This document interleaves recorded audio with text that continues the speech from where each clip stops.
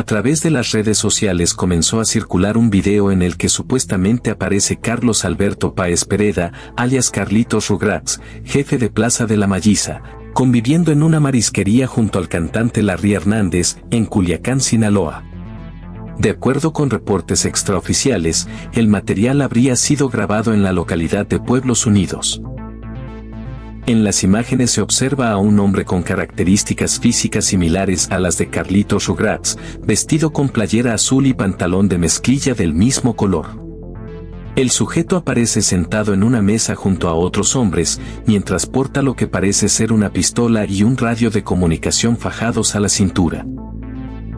En el video también se aprecian varias camionetas de modelo reciente, similares a las que suelen ser utilizadas por grupos delictivos en la región, estacionadas junto a la marisquería. El video fue grabado por el propio cantante Larry Hernández, quien se encontraba saludando a un habitante del poblado. Autoridades estadounidenses identifican a Carlos Alberto Páez Pereda, de 30 años de edad, como un importante cabecilla de la Malliza y líder del brazo armado conocido como los Rugrats, con base de operaciones en Laguna Colorada, al sur de Culiacán. También es señalado por su presunta participación en la producción y tráfico de sustancias ilícitas, entre ellas fentanilo. Apenas en julio del año pasado, la Policía Nacional de República Dominicana informó sobre la búsqueda activa, a nivel nacional e internacional, de 4 presuntos integrantes de los Rugrats, entre ellos Carlos Alberto Páez Pereda.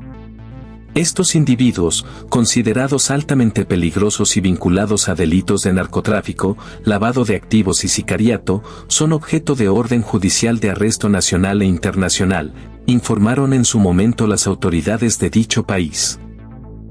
El poder operativo de Carlos Alberto Páez Pereda también habría quedado expuesto en imágenes captadas por un vehículo de Google Maps, el cual registró a sus gatilleros realizando un narco-retén en la comunidad de Laguna Colorada.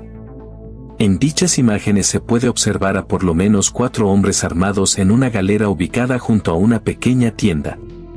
En el lugar también aparece una camioneta Toyota, 3 motocicletas y una hamaca, aparentemente utilizada para descansar.